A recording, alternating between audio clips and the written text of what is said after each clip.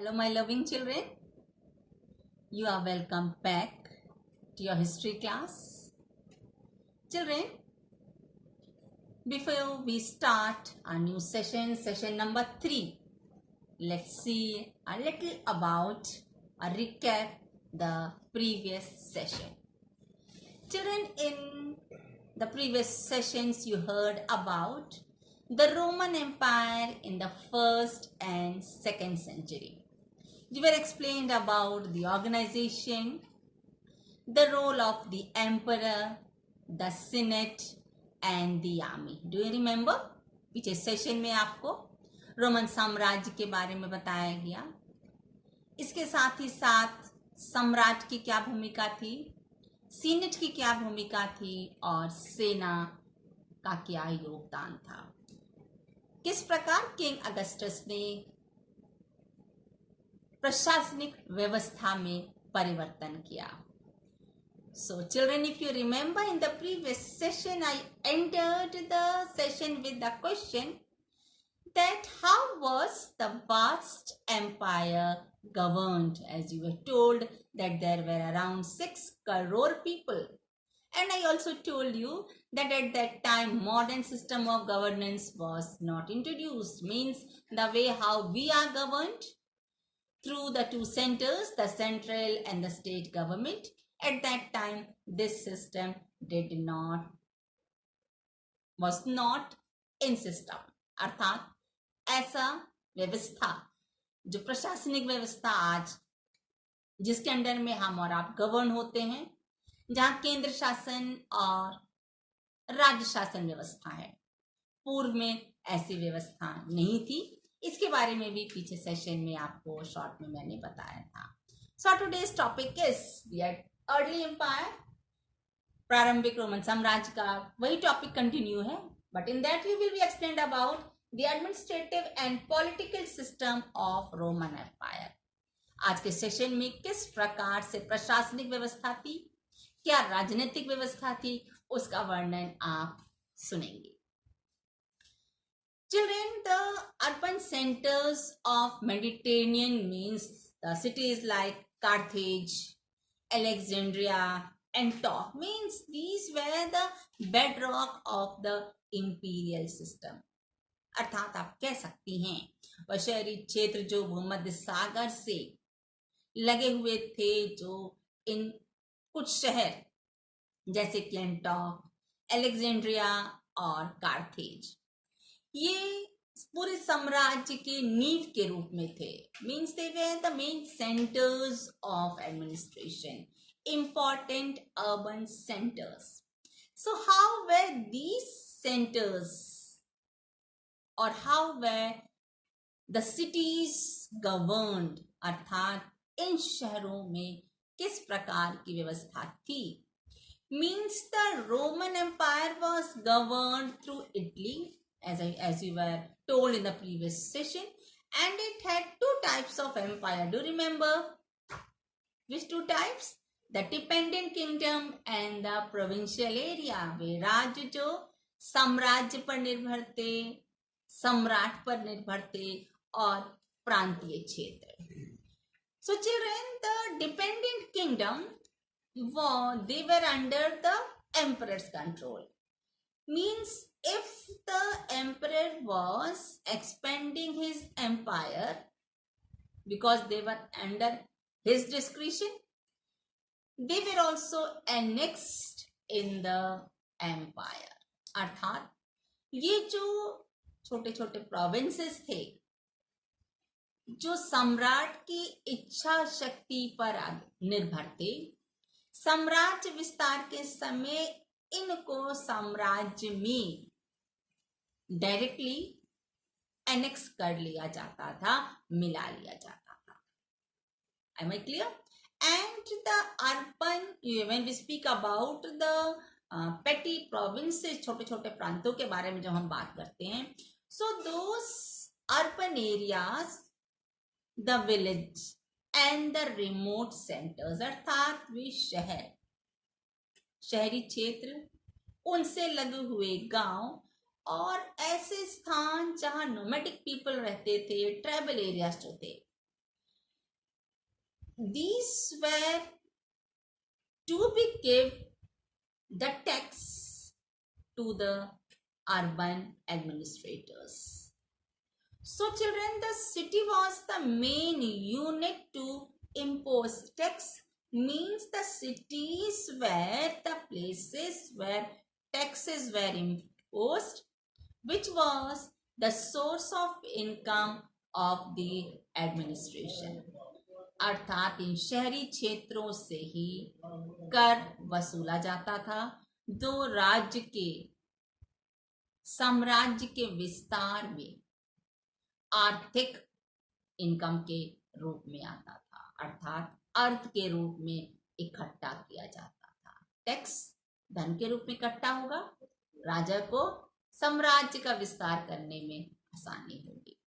But who were the people who administrate the cities? The question is, who were the people to administrate the cities?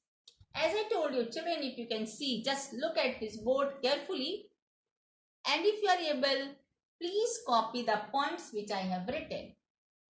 Am I clear? आखिर इन शहरों को कैसे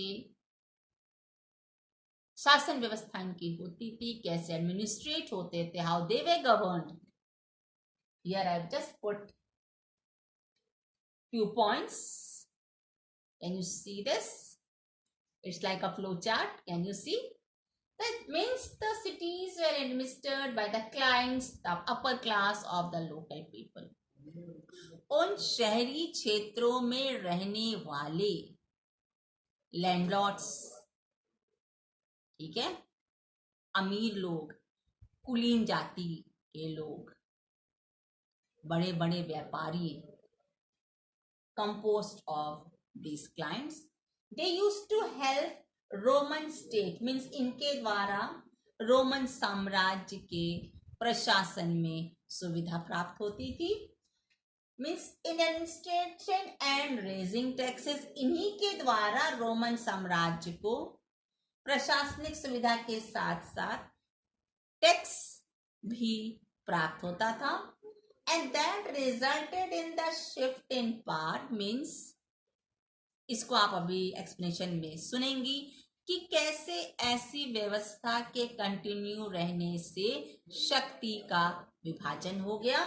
इसमें Italy and the provinces. अब Italy and the provinces क्या है और कैसे शक्ति का विभाजन हुआ, कैसे ये क्लाइंट्स हेल्प करते थे, इसके बारे में हम आपको वर्णन करेंगे. So these are just the key points which if you write you will be able to understand. ये सारे की पॉइंट्स है बेटा, अगर आप लिखेंगी तो आपको ये टॉपिक बहुत अच्छे से समझ में आएगा.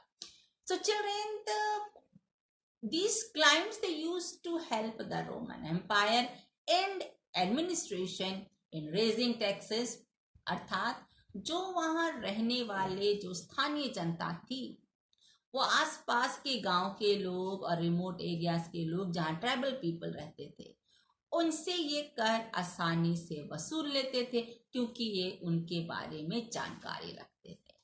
So when this system continued for a long time, इस प्रकार जब इस स्थानीय जनता को कर वसूलने का अधिकार मिला, understood, it's very clear that they had got the right with other pass also, अर्थात शासक के द्वारा ही उन्हें अधिकार दिया गया कि वे कर वसूलें.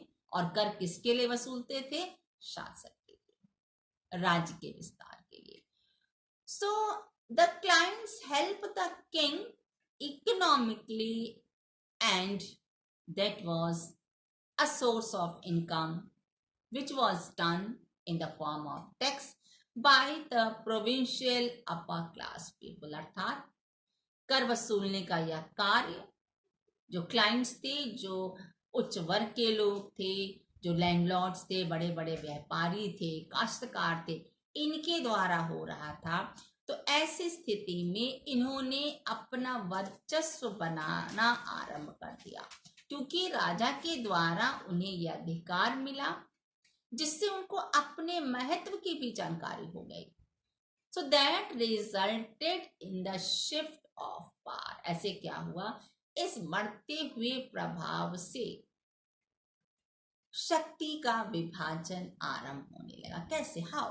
Means the senate which belonged to higher class, rich families, merchants of Italy, means it was earlier in the hands of the people staying in Italy. अर्थात पहले ये जो क्लाइंट्स थे ये इटली में रहने वाले लोग थे, जो उच्च वर्ग थे, बड़े लैंडलॉर्ड्स थे, बड़े काश्तकार थे, इनके पास अधिक से अधिक भूमि थी, व्यापारी थे। अब क्या हुआ? यह कार्य कौन करने लगा? प्रांतों में रहने वाली स्थानीय जनता करने लगी। Means now the power shifted from the hands of people staying in Italy to provinces. Am I clear? आ रहा है समझ में? अब ये प्रांतों में रहने वाले कुलीन वर्ग के लोग करने लगे। Now what happened? Gradually the provincial powers started proving their importance to the central government. अर्थात प्रांतों में रहने वाले इन लोगों ने केंद्रीय शक्ति पर, साम्राज्य पर भी अपना वर्चस्व दिखाना सोचने लगे। अपने महत्व की जानकारी इन स्थानीय लोगों को होने लगी। So you can say around second and third centuries, means second century you can say AD. Now this is the story after the death of Christ. The upper class started dominating the administration. Means these people of provinces, means the local people of different provinces, they started dominating the army. इन्होंने सेना पर भी अपना महत्व, अपना वर्चस्व, अपना नियंत्रण स्थापित करना आरंभ कर दिया। ऐसा नहीं कि सीनेट का दबाव खत्म हो गया, सीनेट का अस्तित्व नहीं रहा, नहीं, ऐसा नहीं, लेकिन क्योंकि राजा इनसे लाभ प्राप्त कर रहा था, इससे प्रोविंशियल्स जो लोकल पीपल थे प्रांतों को, इन्हें अपने महत्व की जानकारी हुई, जिससे इन्होंने न केवल राजा बल्कि सीनेट और साथ ही साथ आर्मी पर, सेना पर भी अपना दबाव बनाना आरंभ किया। So you can say they governed the provinces and the armies. Means you have heard the word knights, सामंतवाद जब पढ़ाया गया फ्यूडलिज्म, उसमें एक जो फर्स्ट यूनिट था वो नाइट्स था, उसको नाइट्स कहते थे, KNIGHTS. That was the designation given to the wealthy class of the people, the elite class. So they started governing the body. इस प्रकार इन नाइट्स ने क्या किया? इन्होंने आर्मी पर, सेना पर अपना नियंत्रण स्थापित करना आरंभ कर दिया। So what was the result? Gradually they became more powerful than senatorial class, where emperors started depending on them. जो राजा पहले सीनेट पर आश्रित था, आश्रित आप नहीं कह सकते अगस्टस के काल को, क्योंकि किंग अगस्टस ने क्या किया था? स्वयं को प्रभावशाली बनाया था, लेकिन फिर भी वो उनके एडवाइस सुनते थे, मानना या ना मानना उनके राजा की इच्छा पर था। लेकिन अब क्या हुआ? इस पर जो प्रोविंशियल क्लास का एलीट क्लास था, प्रोविंसेस का एलीट क्लास था, उनका वर्चस्व आरंभ हो गया। अब ऐसी स्थिति में, in this situation, emperor Gallienus around 258 से 68 AD के बीच में का समय है, इन्होंने क्या किया? He did a change. He excluded the senators from military command. Means उन्होंने एक नियंत्रण स्थापित करने के लिए नया नियम बनाया। He said that no senator will hold important designation in army. Of course, they can advise the emperor, but important designation, they will not be holding the post in senate. अर्थात जो सीनेट के पदाधिकारी हैं उन्हें सेना में किसी महत्वपूर्ण पद को नहीं दिया जाएगा। वाई बता सकती हैं? Because the emperor did not want any part to be more powerful than him. जैसे आपने सुना था किंग अगस्टस के बारे में, how he changed republic to empire.